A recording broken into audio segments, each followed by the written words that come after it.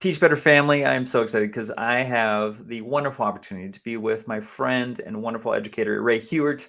And we just got done with the Admin Mastermind. It was a powerful conversation on maintaining our momentum, which is so important. I know, Ray, that the folks that were in with us today were talking through just the craziness of the beginning of the year. Teachers are coming back. Some are starting as early as tomorrow, which is insane. I can't believe how quickly this summer went by, but it was so good to see everyone. Yeah, so excited to be here for a recap and always love when I get to pop into an admin mastermind. It's nice that these are every single Tuesday because I feel like it's a consistent component of my schedule. Oh, and it's great to see everyone every single week on Tuesday mornings. And so I kick things off. I mean, I've said this before on the mastermind recaps that I tend to lean toward questions that are pretty heavy and weighty and try to wake folks up. But today was kind of fun. And we started with a question. It was, if you could hire a famous celebrity to be your momentum coach, who would it be and why? And it was a pretty fun question, and the answers were just insane. I know you had a couple questions and took it a couple different ways, but what was your main takeaway from that question? I think what I enjoyed was listening to our administration crew look at how they wanted a momentum coach to support them. So there was some debate of like, did they have to be alive or could they be somebody who's, passed? And there was a balance between celebrities in terms of like movie stars Mm-hmm. and celebrities in terms of like educational, I would say celebrity educational stars who have like really, really changed the field. And I valued that. I took maybe a little bit of an inappropriate spin where I just wanted to bring in somebody with a ton of money who would see that my school needed cash. So like other people did a really nice job answering this question. Well, I appreciate the folks that came in too and just kind of gave us like a baseline of like what was needed for their campus, for themselves personally. But I think there were some fun answers in there also of just random celebrities that they were fans of and would want them to be a part of their life. Not so much in education, but yeah, it was a good way to start. Yeah, and I really liked the Matthew McConaughey shout out or like the Sophia Longoria. Like there's so many good people out there doing good things that why not bring them more into education? Because hey, we only are going to be better by bringing in people. So I like it. Yeah. So I try to use that kind of catapult us to the next question, which was the communication aspect of things, especially with initiatives. So the question was, how do you communicate the progress and impact on ongoing initiatives in your school community? And so we use that school community term to kind of be an overarching, theme for students, parents, teachers. And so we got a lot of good discussion about how folks have kind of shifted their communication over the years. And so what did you think of the things that were discussed in regards to communication? Yeah, I think we heard some very traditional answers, things that people can probably predict, even though they may not have been in the conversation. Things like weekly newsletters, utilizing social media. We discussed how like Remind has been something educators have used, but recently there's been a lot of popularity in Class Dojo. So finding one outlet or at least one specific outlet you can communicate to stakeholders to say, if nothing else, you can always find an answer here if it's been Yep. released. But Josh, I'm eager to hear your thoughts on something that was shared that I really valued, which was the concept that we can also teach our communities that it's okay if they miss something. And if they do miss something, where's their outlet to try and find the answers, right? As parents, we miss things constantly, but are there different outlets or different people in our lives that we can reach out to and say, hey, I screwed up. I haven't read anything since last Tuesday. Like, what's the plan? What I missed?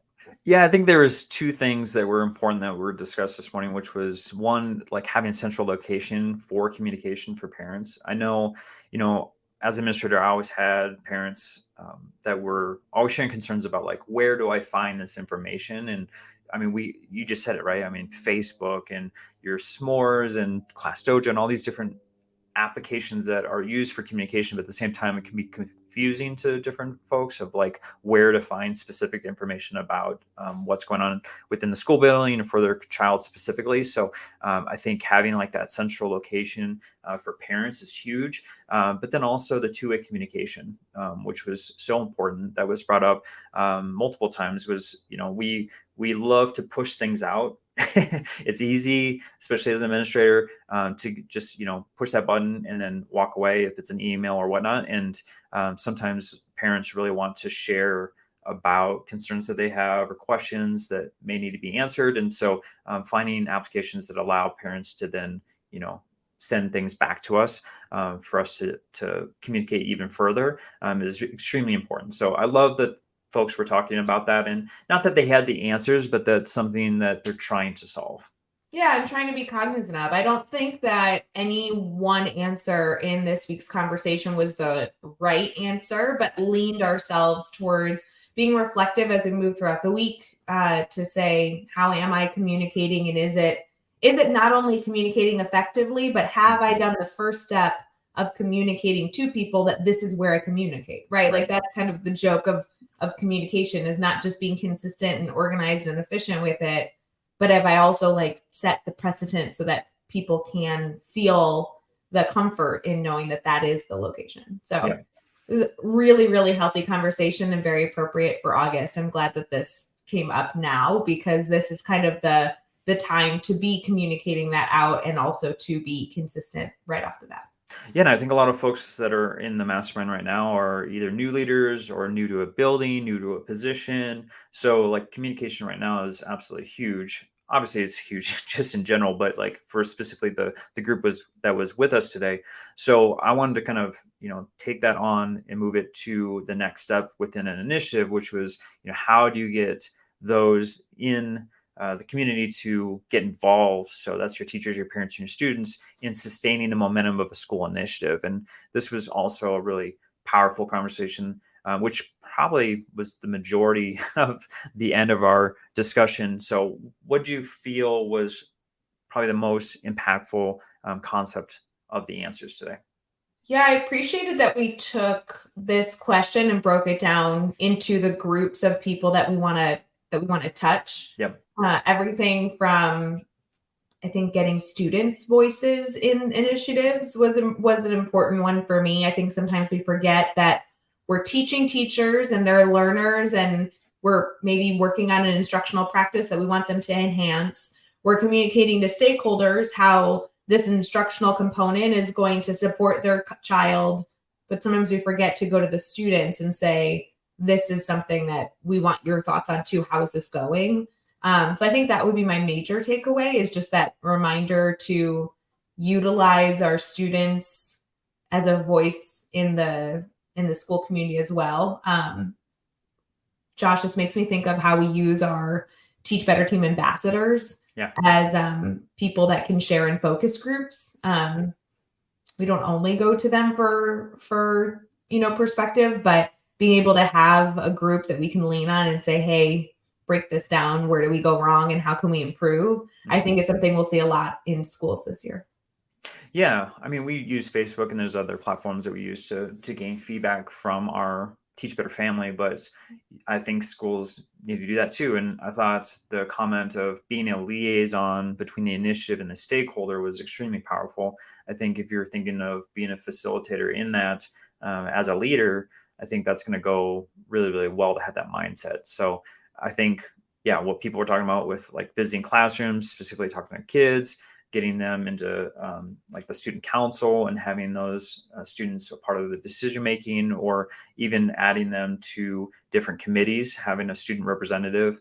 I know there were a lot of different ways that folks talked about like inserting the student voice component. And you're right, they get left out of a lot of decisions, and they just get told what to do all the time. So for them to actually have the opportunity to have ownership in what's going on in the school is so powerful. Yeah, I think it's something that we can intentionally put into our procedures, right? So many of these communication or initiative implementations have so much thought that goes into the planning. In that whole system, we need to be including our communication strategies and the consistency of that. It's not just how are we going to roll this out over the course of a year or 3 to 5 years, but where are those communication checkpoints? Something that you brought up, which I don't mean to jump ahead or jump backwards, but progress monitoring and making sure that our communication is being received in the way that we hope it's received. I think that if we do a little bit better in putting those into an intentional system, we actually can create a cohesion like our teachers do in the classroom for how they, expect to support students.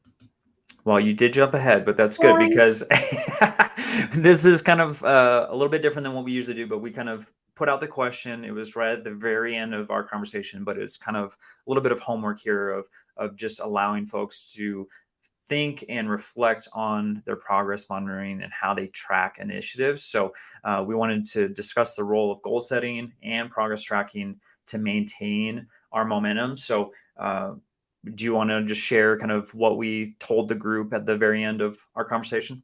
Yeah, I like that concept of us having a little bit of homework and being reflective this week and challenging our community to bring something to the table for next week. Obviously, we're all in the chaos of August, but if we can be reflective and ask ourselves how we can best progress monitor our students, our stakeholders, and our teachers for any initiative we're working on, I think that we're going to have a good chunk, a good handful of strategies that we can implement this coming school year. So, yes, we can take a pulse of the room. Yes, there's lots of formative checks, but are there some intentional things that we can lay out during very strategic times to say, during this point, here's my expectation of what I hope they are, and how can I actually check that is either occurring or not occurring? So It's a little bit of an open-ended question. I don't really know what we're going to get out of this, Josh, but I'm excited to hear people's thoughts.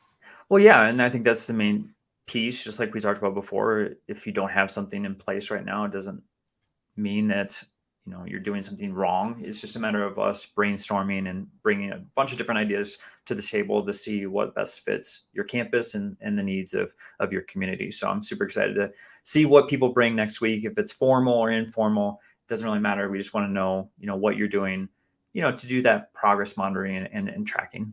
And I think that this emphasizes, again, the need for our administrative strategic plan to mirror the type of work we expect to see in the classroom. If a teacher came to our offices and said, I don't really have a way that I'm monitoring that my students have learned anything, I'm just going to do a gut check, it wouldn't be a wrong answer, but it really wouldn't be the most intentional data supported answer. Yep. So I think that this is a good reflection for our leadership teams to be really intentional.